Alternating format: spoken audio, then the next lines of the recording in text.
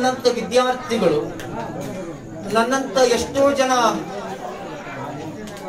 ಅರಿವಿಲ್ಲದ ಮಕ್ಕಳಿಗೆ ಅರಿವಿನ ಆಚಾರವನ್ನು ಕೊಟ್ಟು ಕಲ್ಪಿಸುವಂತ ಈ ನಾಡು ಕಂಡ ವಿವೇಕ ಚಿಂತನೆಯಲ್ಲಿ ಸಮಾಜಕ್ಕೆ ಸಂಗೀತದ ಹೋಳಿಗೆಯನ್ನು ಉಳಿಸಿರುವಂತ ಗದುಗಿನ ಗಾನಯೋಗಿ ಶಿವಯೋಗಿ, ನನ್ನ ವಿದ್ಯಾಗುರುಗಳಾಗಿರುವ ಗದುಗಿನ ಪುಟ್ಟರಾಜ ಶಿವಯೋಗಿಗಳ ಪರಮಪಾವನ ಚರಣಗಳಿಗೆ ದಂಡವತ್ತ ಪ್ರಣಾಮಗಳನ್ನು ಸಮರ್ಪಣೆಯನ್ನು ಮಾಡಿ, ಯಾವತ್ತು ನನ್ನ ಕಲಾ ಬಳಗವೇ.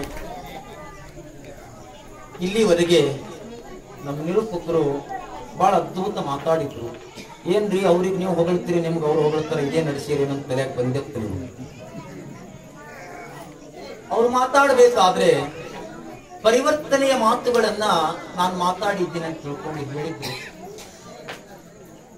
ನಾನು ಚಲೋ ಒಂದು ಮಾತು ನಾನು ಮನಸಾಪೂರ್ವಕವಾಗಿ ಹೇಳಬೇಕಾದ್ರೆ, ನಾನು ಕಂಡಿದ್ದು ಮತ್ತು ಕಾಣುದ್ದು. ಒಬ್ಬ ಮನುಷ್ಯ ದಾರಿ ಒಳಗೆ ನಡೆದಿದ್ದಂತ, ದಾರ್ಯಾಗ ರಸ್ತೆ ಮಧ್ಯದೊಳಗೆ ಹೋಗಬೇಕಾದ್ರೆ ಒಬ್ಬ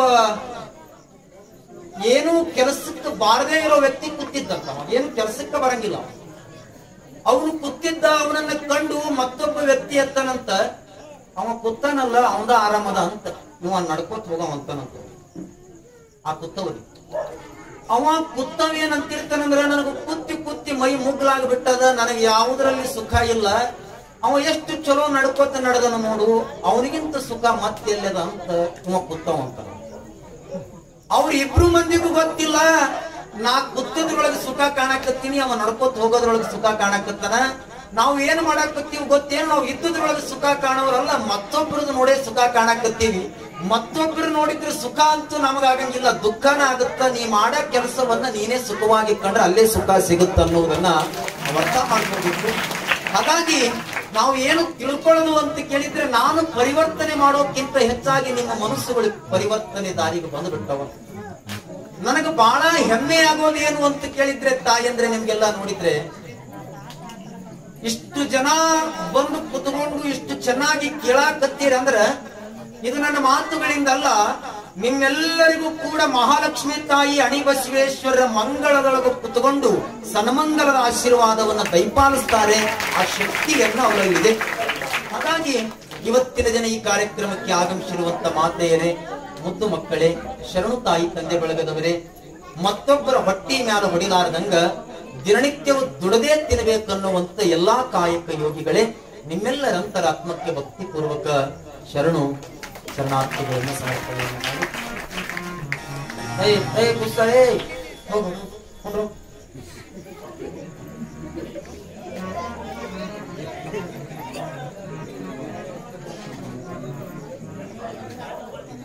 ಇವತ್ತಿನ ದಿನ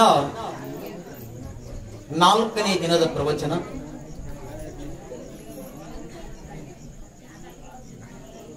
ನಾವು 4ನೇ ದಿನದ ಪ್ರವಚನದೊಳಗೆ ಏನನ್ನು ಕಾಣಬೇಕು ಅಂತ ಕೇಳಿದ್ರೆ, ನಾವು ಚೆನ್ನಾಗಿ ಅರ್ಥ ಮಾಡಿಕೊಳ್ಳೋದೇನು ಅಂತಂದ್ರೆ, ಈ ಜಗತ್ತಿನೊಳಗ ಸುಖ ಅನ್ನೋದು ಸಿಗಬೇಕಾಗಿತ್ತಂದ್ರೆ ಚಲೋ ದುಡ್ಡು ಗಳಿಸಬೇಕು ಅನ್ನುವಷ್ಟರ ಜನ ಈ ಪ್ರಪಂಚದೊಳಗದಾರ. ನಾವು ಏನನ್ನ ಮಾಡಿದ್ರೆ ದೇವರಿಗೆ ಒಲಮೆ ಆಗ್ತೀವಿ, ದಿನಾಲು ಹೋಗಿ ದೇವರಿಗೆ ಹೋಗಿ ಹಣಿ ಹೊಡೆದಿದ್ರೆ ನಮಗೆ ದೇವರು ಒಲಿತಾನ ಅನ್ನುವಷ್ಟು ಒಂದು ಜನ ಇದ್ದಿರ್ಬೇಕು.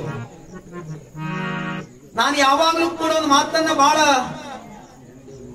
ಪ್ರೀತಿಯಿಂದ ಹೇಳಬೇಕಾದ್ರೆ, ಹೊತ್ತಿದ್ದು ಹೊನ್ನಾದರೇನು ಮಣ್ಣಾದರೇನು ಭಾರ ಒಂದೇ. ಹೊತ್ತಿದ್ದು ಹೊನ್ನಾದರೇನು ಮಣ್ಣಾದರೇನು ಭಾರ ಒಂದೇ, ಅತ್ತಿದ್ದು ಸುಖಕ್ಕಾದರೇನು ದುಃಖಕ್ಕಾದರೇನು ಕಣ್ಣೀರು ಒಂದೇ.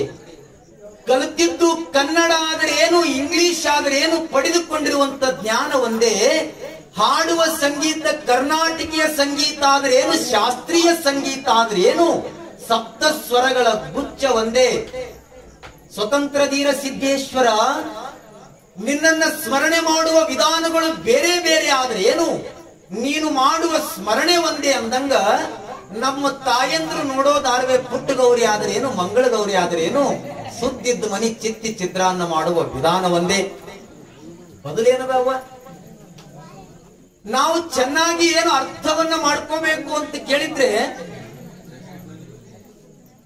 ಸಿದ್ದಯ್ಯ ಪುರಾಣಿಕರವರು ಬರೀತಾರೆ, ಪವಣಿಸಿದ ಮನೆಗಳು ಬೇರೆ ಬೇರೆ ಆದರೇನು, ಒಳಗಿರುವಂತ ದಾರ ಒಂದೇ. ಆಕಳದ ಬಣ್ಣ ಬೇರೆ ಬೇರೆ ಆದ್ರೇನು, ಕೆಂಪದಾದ್ರೇನು, ಕರಿ ಬಣ್ಣ ಆದ್ರೇನು, ಬಿಳಿ ಬಣ್ಣ ಆದ್ರೇನು, ಒಳಗಿರುವಂತ ಕ್ಷೀರ ಒಂದೇ. ನೀವು ಆಕಳ ಬಣ್ಣ ಕೆಂಪದ ಅಂತ ತಿಳ್ಕೊಂಡು ಯಾರಾದ್ರೂ ಕೆಂಪು ಹಾಲು ತಗೊಂಡರೇನು? ಒಳಗಿರುವಂತ ಕ್ಷೀರ ಒಂದೇ. ಪವಣಿಸಿದ ಹಾರ ಹೂವುಗಳು ಬೇರೆ ಬೇರೆ ಆದರೇನು, ಹಾರ ಒಂದೇ. ನಾವು ದೇವರಿಗೆ ಹಚ್ಚುವ ದೀಪ ಮಣ್ಣಿದಾದರೇನು, ಬಂಗಾರದಾದರೇನು. ನಾವು ದೇವರ ಗುಡಿ ಎದುರು ಹೋಗಿ ಮಣ್ಣಿನ ಪಣತಿ ಒಳಗೆ ದೀಪ ಹಚ್ಚಿದ್ರೇನು, ಬಂಗಾರದ ಪಣತಿ ಒಳಗೆ ದೀಪ ಹಚ್ಚಿದ್ರೇನು. ಬಂಗಾರದ ಪಣತಿಯಾಗ ದೀಪ ಹಚ್ಚಿದವ್ರಿಗೆ ದೇವ್ರು ಮತ್ತೊಂದು ವರ ಕೊಡ್ತಾನೇನು? ಅದೇನು ಇಲ್ಲ. ಇದ್ದವ ಬಂಗಾರದ ಪಣತಿಯಾಗ ಹಚ್ತಾನ, ಇರ್ಲಾರ ನಾವು ಗೋಧಿ ಹಿಟ್ಟನ ಹೋಗಿ ದೀಪ ಹಚ್ತಾನ. ಅದಕ್ಕೆ ಬಿಟ್ಟರೆ ಏನು ವ್ಯತ್ಯಾಸ ಇಲ್ಲ. ಆದ್ರೆ ದೀಪ ಯಾರಿಗೂ ಕೂಡ ಈ ಜಗತ್ತಿನೊಳಗ ಭೇದ ಭಾವ ಮಾಡಿಲ್ಲ. ಹೀಗಿದ್ದ ಬಳಕ ನಾವ್ಯಾಕೆ ಹುಟ್ಟಿದ ಬಳಕ ಸ್ವರ್ಗವನ್ನ ಮತ್ತೊಂದು ಕಡೆ ಯಾಕೆ ಕಾಣಕತ್ತೀವಿ? ನಾವು ಎಲ್ಲಿ ತನಕ ಹಿಂಗ ನಿಂತ್ಕೊಂಡಿವಿ ಅಂತ ಕೇಳಿದ್ರ, ನಾನು ಮೊನ್ನೆ ಹೇಳದ, ಈ ಪ್ರಪಂಚಕ್ಕೆ ನಾವು ಬಂದೀವಿ ಅಂದ್ರೆ ಎಲ್ಲವನ್ನ ಅನುಭವಿಸೇ ಹೋಗ್ಬೇಕು. ಯಾವುದು ಕೂಡ ಬಿಟ್ಟು ಹೋಗಕ್ ಹೋಗ್ಬೇಡ್ರಿ. ಮತ್ತೊಮ್ಮೆ ಬರೋದಕ್ಕಿದೇನು ಹುಲ್ಲು ಬೀಜ ಅಲ್ಲ. ಮತ್ತು ಇದ್ದು ಜನ್ಮವನ್ನ ಹಾಳು ಮಾಡ್ಕೋಬೇಡಿ. ಇದು ದೇಹ ಬಹಳ ಚಂದದ. ಇದು ಈ ದೇಹ ಎಂಬುದು ಗುಡಿ ಕಟ್ಟಬೇಕಾಗಿತ್ತಂದ್ರೆ ಬಹಳ ಕಠಿಣದ. ಇದು ಇದನ್ನ ಕಂಡು ಸಿದ್ಧಾರೂಢರು ಒಂದು ಮಾತು ಬರೀತಾರ, ಅಂತರಂಗದ ಗುಡಿಯ ಒಳಗ ಎಂತ ದೇವರ ಕಂಡೆನ. ಸಿದ್ಧಾರೂಢರ ಅಂತಾರ, ದೇವರು ಹೊರಗಿಲ್ಲ, ನಿನ್ನ ಒಳಗದನ್ನ ಹುಡುಕಾಡುವಂತ ಪ್ರಯತ್ನ ಮಾಡು. ಅಂತರಂಗದ ಗುಡಿಯ ಒಳಗ ಎಂತ ದೇವರ ಕಂಡೆ, ಎಂತ ದೇವರ ಕಂಡೆ, ನಾ ಕುಂತು ಮಾನಸಗೊಂಡೆ. ಇಷ್ಟಕ್ಕ ಬಿಡೋದಿಲ್ಲ ಸಿದ್ಧಾರೂಢರು. ಅವ್ರ ಗುರುಗಳನ್ನ ಕುರಿತು ಬರೀತಾರಂತ, ನಾನೇ ನೀನು ನೀನೆ ನಾನು, ನಾನು ನಿನ್ನವಳಾದೆನ. ಅವನಲ್ಲಿ ವಿಲೀನ ಆಗೋದದ. ನಾನೇ ನೀನು ನೀನೆ ನಾನು, ನಾನು ನಿನ್ನವಳಾದೆನ. ನಾನು ನಿನ್ನವಳಾದೆನಾ, ನಿನ್ನ ಹೊರತು ಯಾರಿಲ್ಲಂದೆನಾ.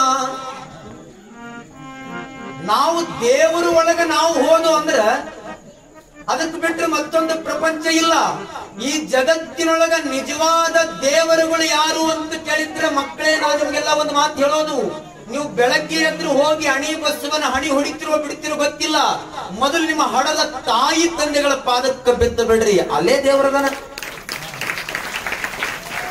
ಪರಮಾತ್ಮ ಜಗತ್ತು ಸೃಷ್ಟಿ ಮಾಡೋದಕ್ಕೂ ಒಳಗ ಅವ ಅಂದಂತ, ಈ ಜಗತ್ತನ್ನ ನೋಡುವ ಭರಾಟೆ ಒಳಗ ಭಕ್ತರಿಗೆ ದರ್ಶನ ಕೊಡಲಾಗದೆ ಇದ್ದದ್ದಕ್ಕಾಗಿ ನನ್ನ ರೂಪವೇ ತಾಯಿ ತಂದೆ ಅಂತ ಹೇಳ್ತಾನ. ಆ ತಾಯಿ ತಂದೆ ಮತ್ತೆ ಇಂಥ ಸುಂದರವಾದಂತ ದೇಹವನ್ನ ನಾವು ಹಾಳು ಮಾಡ್ಕೊಂಡ್ರೆ ಹೆಂಗ? ಇದು ಬಹಳ ಚಲೋ ಅದ. ಇದು ಕಿಮ್ಮತ್ತಿನ ಶರೀರ ಅದ. ಇದ್ರ ಮ್ಯಾಲ ಎಷ್ಟು ಚಲೋ ಇರ್ತದ ಅಷ್ಟು ಚಂದ. ಇದ್ರ ಒಳಗಿಂದ ಬರೇ ಒಂದು ಹಲ್ಲು ಉದುರುತ್ತಂದ್ರೂ ಕೂಡ ಇದಕ್ಕೆ ಎಷ್ಟೋ ವಿಕಾರ ಆಗುತ್ತೆ ದೇಹಕ್ಕೆ. ನೋಡ್ಬೇಕಾದ್ರೆ ಬರೇ ಒಳಗಿಂದ ಒಂದು ಹಲ್ಲು ಉದುರು, ಮತ್ತೆ ಇದಕ್ಕೆ ಎಷ್ಟು ಬೆನ್ನು ಹತ್ತೀವಿ ನಾವೆಲ್ಲ. ಇಷ್ಟು ಚಲೋ ನಾವು ಕಾಪಾಡ್ಕೋಬೇಕಾದ್ರೆ ದೇಹ ಬಹಳ ಚಲೋ ಇಟ್ಕೋಬೇಕಾಗುತ್ತ. ನನ್ನಂತ ಯುವಕರಿಗೆ ಒಂದು ಮಾತು ಹೇಳೋದೇನು ಅಂತ ಕೇಳಿದ್ರೆ, ಏ ಕಂದ, ನಾವೆಲ್ಲ ಈ ಭಾರತ ದೇಶದ ಕುಡಿ, ನಾವೆಲ್ಲ ಏನದೀವಲ್ಲ ಈ ಭಾರತ ದೇಶದ ಕುಡಿ.